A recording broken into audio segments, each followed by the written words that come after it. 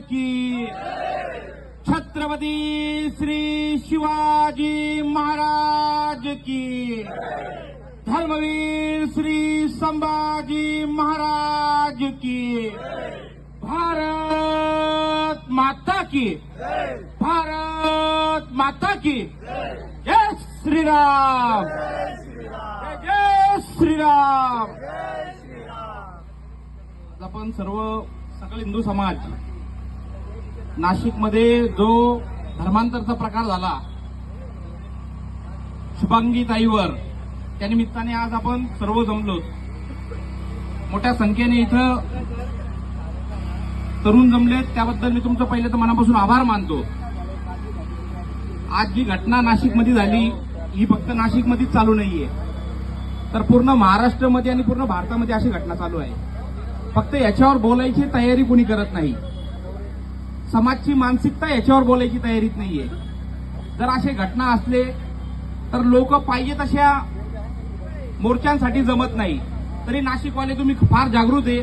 मोठ्या संख्येने आज तुम्ही शुभांगीताईसाठी, आपल्या किन्नर समाजासाठी मोठ्या संख्येने जमला. लोकांची मानसिकता ह्याच्यात बदललेली आहे. अनेक सोशल मीडियाच्या माध्यमातून वेगळे वेगळे ह्या मोर्चांच्या चर्चा सुरू झाल्या, पण आपल्या लक्षात येत नाही. सनातन हिंदू धर्माची आपली जर पाहिलं, बाकीचे इतर धर्म जर पाहिले, इस्लाम आला 1400-1500 वर्षापूर्वी, ख्रिश्चन आले 2000 वर्षापूर्वी. जर सनातन धर्माचं विचारलं तर कुणालाच माहित नाही किती लाख वर्षापूर्वीचं आहे. जर आज आपण विचार केला, सनातन हिंदू धर्माची लोकसंख्या, हिंदूची लोकसंख्या किती पाहिजे होती? जगाच्या पाठीवर आपण 1 नंबरला लोकसंख्येमध्ये पाहिजे होतो.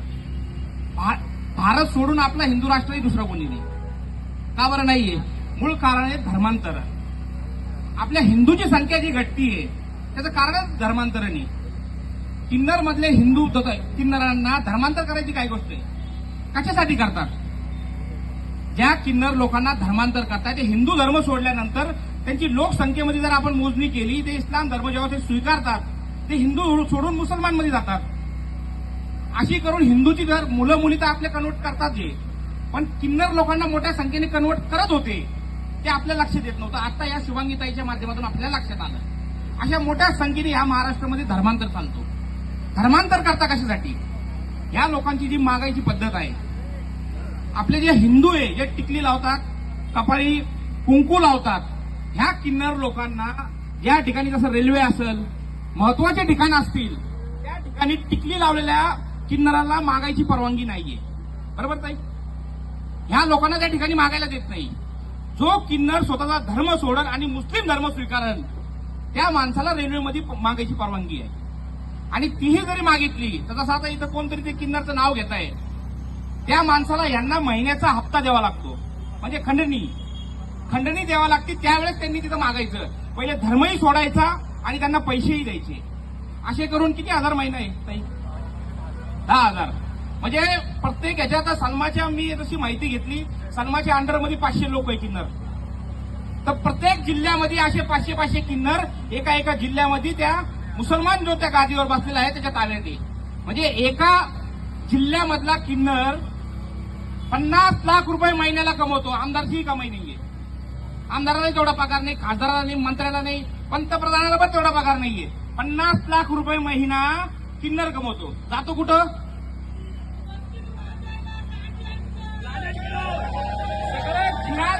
जिहादमध्ये वापरल्या जातं. जेव्हा इथं आपल्या भारतामध्ये मोगलं होते त्यावेळेस या भारतामध्ये 1000 मदरसे होते. फक्त किती? 1000 मदरसे. मोगल गेल्यापासून 800 वर्षानंतर या भारतामध्ये 3 लाख मदरसे झाले. 3 लाख मदरसे झाले. मस्जिदीचा रेकॉर्ड वेगळा आहे. जे रेकॉर्डवर मदरसे आहे त्याचा रेकॉर्ड 3 लाख आहे. असे कितीतरी झाले असेल. म्हणजे जर रेकॉर्डवर घेतले, इनलिगल घेतले तर 8-10 लाख मदरसे आपल्या भारतामध्ये झाले. कुठून आला पैसा? या सगळ्या जिहादमधून आपल्या हिंदू लोकांना कन्वर्ट करायचं आणि त्याच्यातून त्यांना मागायला लावायचा आणि तो पैसा जिहादमध्ये वापरायचा. मूलबाळ तर यांना होत नाही. 50 लाख रुपये महिना घेऊन तो करतो काय? यांच्या मागे चौकशा लागत नाही, दिसून येत नाही. कारण प्रत्येक ठिकाणी पाहण्याचा दृष्टिकोन काय आहे? हिंदू धर्मात निघलेला माणूस कुठेही आपल्याला तृतीयपंथी माणूस दिसला तर आपण, हिंदू धर्माची प्रथा आहे, कुठल्याही शुभ कार्यात जात असाल तर त्यांना काहीतरी देणगी द्या, असं करून आपण पुढे निघून जातो. पण आपणही लक्षात घेतलं पाहिजे देताना सुद्धा ज्याच्या कपाळावर टिळा दिसत नाही त्याला अशी देणगी द्यायची नाही. तुम्ही तुमच्या माई बहिणीला, तुमच्या मुलीला लव जिहाद अडकवण्यामध्ये पैसे देताय. तुमच्या मुलाचा धर्मांतर करण्यासाठी तुम्ही पैसे देताय. आपण पैसे देताना सगळे विचार करून पैसे द्यायला पाहिजे. हे लोक अतिशय सुप्तपणे हे कारवाया करताय. आज या लोकांनी जर सांगितलं नसतं, नाशिककरांना माहिती नसतं झालं. आज आपल्याला कळालं, आपल्याला ह्याच्यातून सावध व्हायचंय. ह्याच्यावर पहिले तर कायदा झाला पाहिजे. हा कायदा करणार कोण? आपले मंत्री करणार, आपले आमदार करणार, आपले खासदार करणार. तुम्ही तुमचं काम केलं, फरांदेताईंना निवडून दिलं, तेही त्यांचं काम करताय. किन्नर समाजासाठी मोर्चासाठी रस्त्यावर उतरले. फक्त आमची एक अपेक्षा आता ताईंकडून, काय येत्या अधिवेशनमध्ये, मागच्या 2 वर्षापूर्वी अधिवेशनमध्ये बोलले होते लव जिहादवर कायदा होणार आहे. तो कायदा काही आतापर्यंत झाला नाही. गौ हत्यावर सुद्धा आपणच विषय मांडला होता. तो आपण सर्वांनी बघितला असेल. तर आता या किन्नरासाठी पण पूर्णपणे लव जिहाद धर्मांतर भारतात जो होतोय, महाराष्ट्रात जो होतोय, तो कायदा तयार झाला पाहिजे. कारण जर आपण आताच्या 8-10 वर्षाचा इतिहास पाहिला तर भारतामध्ये सर्वात जास्त जर कुठं धर्मांतरण लव जिहादसाठी मोर्चे निघले असेल तर ते महाराष्ट्रामध्ये 108 ते 112 मोर्चे फक्त काढले. कशासाठी? लव जिहादवर कायदा करा, धर्मांतरावर कायदा करा. ठीक आहे, कायदा आता तयार होणार आहे. काही त्रुटी निघली असेल, थांबलेला आहे, पण तो कायदा लवकरात लवकर झाला पाहिजे. कारण ज्या राज्य युपी सारख्या राज्यामध्ये कधीही मोर्चे निघले नाही, तर कायदा करा. त्या ठिकाणी सर्वात पहिले कायदा झाला. कर्नाटकमध्ये कधीही कायदा करासाठी मोर्चे निघले नाही, त्या ठिकाणी कायदा झाला. एमपी मध्ये कधीही मोर्चे निघले नाही, त्या ठिकाणी कायदा झाला. आसामला झाला, राजस्थानला झाला, पण आपल्या महाराष्ट्रात कायदा झाला नाही. कायदा झाला नाही म्हणून धर्मांतराची हिंमत वाढली. आणि जोपर्यंत आपले लोक व्यवस्थित माणसाला निवडून देऊन त्याच्याकडून मागणी करून कायदा बदल करण्यासाठी मागणी करणार नाही, हे बदलू शकत नाही. तुमचा आमचा मोर्चा लोकांना जमून दंगली करून, दगडफेक करून, जाळपोळ केले तरी हा कायदा बनू शकत नाही. कायदा बनणार सरकार. आज आपण सरकारमध्ये आहोत. फक्त आपल्याला ताईच्या मागे लागायचं आहे आणि काम करून आपला कायदा कसा तयार होईल. जोपर्यंत असे कायदे तयार होणार नाही, हे थांबू शकत नाही. आज सगळ्यात मोठी दुर्भाग्याची गोष्ट काय आहे? ज्या महाराष्ट्रामध्ये आम्ही जन्म घेतला, ज्या महाराजात छत्रपती शिवाजी महाराजांनी जन्म घेतला, त्या महाराष्ट्रात आज आमच्या हिंदूंना, आमच्या मुली वाचवा म्हणून रस्त्यावरून कायदे, त्या ठिकाणी सर्वात पहिले कायदा झाला. कर्नाटकमध्ये कधीही कायदा करासाठी मोर्चे निघले नाही, त्या ठिकाणी कायदा झाला. एमपी मध्ये कधीही मोर्चे निघले नाही, त्या ठिकाणी कायदा झाला. आसामला झाला, राजस्थानला झाला, पण आपल्या महाराष्ट्रात कायदा झाला नाही. कायदा झाला नाही म्हणून धर्मांतराची हिंमत वाढली. आणि जोपर्यंत आपले लोक व्यवस्थित माणसाला निवडून देऊन त्याच्याकडून मागणी करून कायदा बदल करण्यासाठी मागणी करणार नाही, हे बदलू शकत नाही. तुमचा आमचा मोर्चा लोकांना जमून दंगली करून, दगडफेक करून, जाळपोळ केले तरी हा कायदा बनू शकत नाही. कायदा बनणार सरकार. आज आपण सरकारमध्ये आहोत. फक्त आपल्याला ताईच्या मागे लागायचं आहे आणि काम करून आपला कायदा कसा तयार होईल. जोपर्यंत असे कायदे तयार होणार नाही, हे थांबू शकत नाही. आज सगळ्यात मोठी दुर्भाग्याची गोष्ट काय आहे? ज्या महाराष्ट्रामध्ये आम्ही जन्म घेतला, ज्या महाराजात छत्रपती शिवाजी महाराजांनी जन्म घेतला, त्या महाराष्ट्रात आज आमच्या हिंदूंना, आमच्या मुली वाचवा म्हणून रस्त्यावरून कायदे करा म्हणून सांगायची वेळ आली. हा फार दुर्भाग्याची गोष्ट आहे. इतर राज्यात जर पाहिलं तर कुणीही रस्त्यावर उतरत नाही, कायदे बनवा म्हणून रस्त्यावर येत नाही. जेवढा महाराष्ट्रातला हिंदू जागृत आहे, जगात कुठलाच हिंदू जागृत नाही. कारण मी मोर्चे केले सुरुवातीपासून, 2021 पासून मोर्चे सुरुवात केली. छोट्या छोट्या घटनासाठी लोक 50-50 हजार लोक जमताना मी पाहिले. याच नाशिकमध्ये मागच्या वेळेस मोर्चा झाला मोठ्या संख्येने. जेव्हा नाशिकमध्ये मोर्चा झाला तर आमच्या कोपरगाव नंतर सगळ्यात मोठा मोर्चा झाला. खूप मोठा मोर्चा झाला, लोक खूप जमले. फक्त जमून फायदा नाही, याच्यावर कायदे तयार झाले पाहिजे जर हे थांबवायचं असेल तर. आता 2006ला एक बॉम्ब ब्लास्ट झाला मुंबईमध्ये. त्याच्या आरोपीला आता मागच्या 2-3 महिन्यापूर्वी हायकोर्टाने निर्दोष केलं. आरोपीला निर्दोष केल्यानंतर याच महाराष्ट्रात आणि नाशिकमध्ये जेलमध्ये 700 किलो शिरा तयार करण्यात आला प्रशासनाकडून. प्रशासनाला पैसे दिले 700 किलो शिऱ्याचे आणि अतिरेकी सुटतात हे. आणि तिथं जेलमध्ये आनंद साजरा झाला नाशिकमध्ये. अशा अधिकाऱ्यांवर कारवाई झाली पाहिजे. आज इथं अनेक लोक धर्माचं काम करणारे पोरं, मी मध्ये होतो, मी पाहिलेलं आहे. अनेक लोक धर्माचं काम करणारे, इथं गणेश पण आलेले वाघ. हे लोक सर्व धर्माचं काम करत असताना या लोकांना ज्यांनी ज्यांनी धर्मांतराला विरोध केला यांच्यासाठी अमरावती जेल, जे लोक मुसलमान लोक जेलमध्ये धर्मांतर करत होते त्या लोकांना तिथे व्हीआयपी सुविधा. आजही ती परिस्थिती आहे. बम ब्लास्ट वाल्यांसाठी वेगळी सुविधा, त्यांना ईस्टसाठी वेगळे फ्रूट, कुठल्याही शिवरात्रीत आपल्या उपास धरणाऱ्या लोकांना श्रावण मध्ये कुठलीही सुविधा भेटत नाही. पण जशी रमजान आली त्यांच्यासाठी एक सेपरेट बराक तयार केला जातो. त्या बराकमध्ये त्या लोकांना ठेवलं जातं. त्यांच्यासाठी हिंदू लोकांना त्यांचे बाथरूम साफ करण्यासाठी हिंदू लोक त्यांच्यासोबत 2 दिले जातात. सकाळी 3:30 ते 4 दरम्यान त्यांना सगळा जेल त्यांच्यासाठी कामाला राहतो. त्यांचे रोजा धरण्यासाठी सगळेचे सगळे कामाला आणि सकाळी 3:30 त्यांना ते जेवण दिलं जातं. पण श्रावण महिन्यामध्ये आमच्या हिंदूला फराळाचं दिलं जात नाही. जर तुला फराळ करायचा असेल तर कॅन्टीन मध्ये पैसे असेल तर विकत घेण्यात उपास धरू नको, अशी भेटतात उत्तर. कधी भेटतंय आज या महाराष्ट्रामध्ये काय तर बारीक बारीक गोष्टी आपले लक्ष जात नाही. पण या गोष्टीवर लक्ष द्यायला पाहिजे. त्या जेलमध्ये लक्ष द्यायला पाहिजे का जिथं आपल्या लोकांवर काय अन्याय होतोय. आता काही दिवसापूर्वी आमच्या श्रीरामपूरमध्ये मागच्या 1 महिन्यापूर्वी एक लांडा ठोकला, अतिरेकी होता. त्याच्या आरोप मध्ये 4 पोरं आमच्या मध्ये आहे.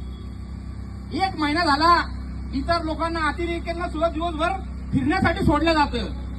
पण आमच्या त्या 4 लोकांना तिथं दिवसभर कोंडून ठेवलं जातंय. आतापर्यंत त्यांना पूर्ण जेल बंद केल्यानंतर भेटायची परवानगी आहे. म्हणजे अतिरेकीला मोकळं सोडायचं आणि आमच्या लोकांना ताण द्यायचं, म्हणजे हिंदू लोकांना द्यायचं. अतिरेकी लोकांसाठी शिरे वाटप करून तिथं त्यांचा आनंद उत्सव साजरा करायचा आणि हिंदूंना त्रास द्यायचा. या जेलवर आपण पहिले तर काहीतरी लक्ष दिलं पाहिजे.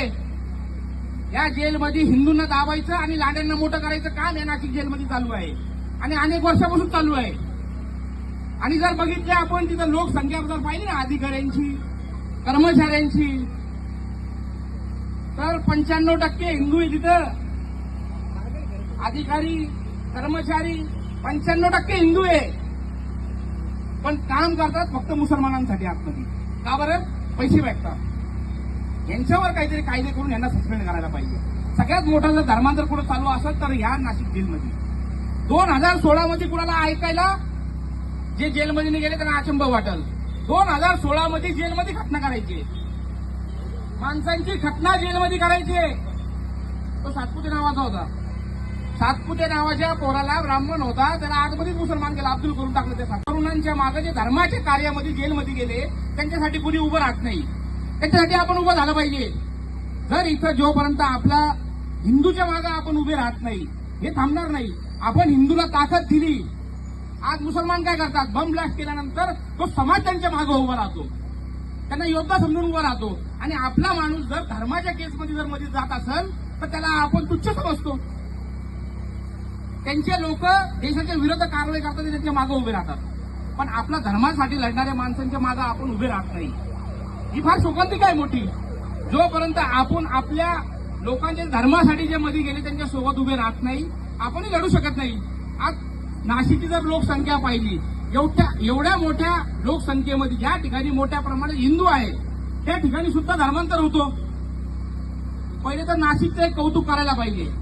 इथं बसलेले सीपी साहेबांचं, जे नाशिकला सीपी साहेब बसले, महाराष्ट्रामध्ये पहिले असे सीपी साहेब आहे का ज्यांनी गौरक्षणासाठी एक पथक तयार केलं. पुऱ्या महाराष्ट्रामध्ये त्या माणसांसाठी टाळ्या वाजवायला पाहिजे. गुंडा पथक तयार केलं आणि मोठ्या प्रमाणात नाशिक मधलं गो हत्या थांबवली. इतर ठिकाणी कुठेही नाही असं का सेपरेट पथक फक्त गौरक्षणासाठी तयार केलं. महाराष्ट्रामध्ये सगळ्यांनी त्यांचं शिकून गौरक्षण पथक तयार केला पाहिजे. त्या प्रशासनाला ती सगळ्यांना जिम्मेदारी द्यायला पाहिजे का ज्यांच्या हद्दीमध्ये जो कुठला पीआय असेल, पीएसआय असेल, ज्याच्या हद्दीमध्ये जर गौ हत्या होत असेल तर कारवाई आम्ही तुमच्यावर करू. तर हे थांबल. कारण काय झालं, काही लोकांना पैसा इतका प्यारा झाला का गोमातेचं रक्षण करणं ते विसरून गेले. त्यांना फक्त पैसा पाहिजे. त्यांच्या समोर गाया कापल्या जातात आणि गौरक्षणावर गुन्हे दाखल होतात तरी सुद्धा ते काय बोलत नाही. तर अशा अधिकाऱ्यांवर पहिले तर कारवाई झाली पाहिजे. आज जर आपल्याला या सगळ्यातून काही सिद्ध करायचं असेल तर याच्यावर कायदा होणं गरजेचं आहे. गुन्हा दाखल होऊन काय होणार नाही. जरी गुन्हा दाखल झाला आपल्याकडे कायदाच नाहीये त्याला अटकही होणार नाही. कायदाच नाहीये. फक्त भावना दुखावली म्हणून 295 दाखल करतील, नोटीस देतील आणि सुटून जाणार. आज या मोर्चाच्या माध्यमातून महाराष्ट्रभर तो फेमस झाला. त्याच्या विरोधात आपण मोर्चा काढला ना, आज महाराष्ट्रभर तो फेमस झाला. उलट इस्लामिक तृतीयपंथी मोठा समाज त्याच्या मागे आता उभं होणार. त्याला फंडिंग करणार आपले लोक फोडणार. आता एक जण फुटला आपल्यातला, एक तृतीयपंथी फुटला. अनेक मोर्चामध्ये मी त्यांच्यासोबत होतो तरी सुद्धा ते फुटले. आपल्या विरोधात त्यांनी बाईट दिली. तसं करायला नाही पाहिजे. कारण आपला धर्म जर वाचवायचा असेल तर आपल्या धर्माचं कार्य करणाऱ्या लोकांच्या मागे आपल्याला उभंच राहावं लागेल. सर्वात पहिले तर आर्टिकल 25 हा केंद्राचं काम आहे, हा रद्द झाला पाहिजे. कारण आर्टिकल 25 हा 1948 मध्ये तयार केलेला कायदा आहे. याच्यामध्ये हिंदू लोकांना धर्मांतर करायचा पूर्णपणे अधिकार इस्लामिक लोकांना आणि ख्रिश्चन लोकांना दिलेला आहे. ते त्यांच्या माध्यमातून आपलं धर्मांतर करू शकतो, पण हिंदू कुठल्याही ख्रिश्चन आणि कुठल्याही मुस्लिमला हिंदू करू शकत नाही, असं आर्टिकल 25 म्हणतो. भारतामध्ये मोठ्या प्रमाणात या महाराष्ट्रामध्ये धर्मांतरण का होतो, पैसा कुठून येतो? 2010 मध्ये FCRA असा कायदा तयार केला आहे.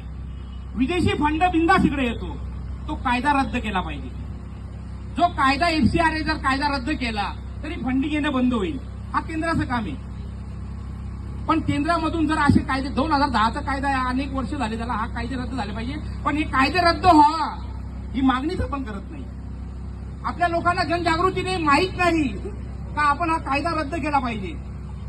पूर्वी तर जेलमध्ये आपले लोकच होते, काही बम ब्लास्टवाले सुटले का ते त्यांच्या घरी आणायचे. हा प्रकार मोठ्या प्रमाणात चालू होता. नाशिक मधलं सांगतोय, इतर कुठे भारतात कुठे होत नाही, फक्त नाशिकमध्ये होत होतं. ते आता बंद झालं, समाज जागृत झाला. अशी जनजागृती झाली पाहिजे. मोठ्या प्रमाणात आतमध्ये ख्रिश्चन मिशनरी जेलमध्ये यायची, लोकांना आमिष दाखवायचे आणि आतमध्येच कन्वर्ट करायचे. तसे आतमध्ये कीर्तनचे कार्यक्रम होत नाही. फक्त आयजी एक 2015च्या टायमाला 2019च्या टायमाला एक आयजी साहेब होते, विठ्ठलराव जाधव साहेब. ते एक आयजी असे होते, ते धर्माला मानायचे आणि आतमध्ये कीर्तन व्हायचे. त्यावेळेस कीर्तन व्हायचे, ते बंद झालं.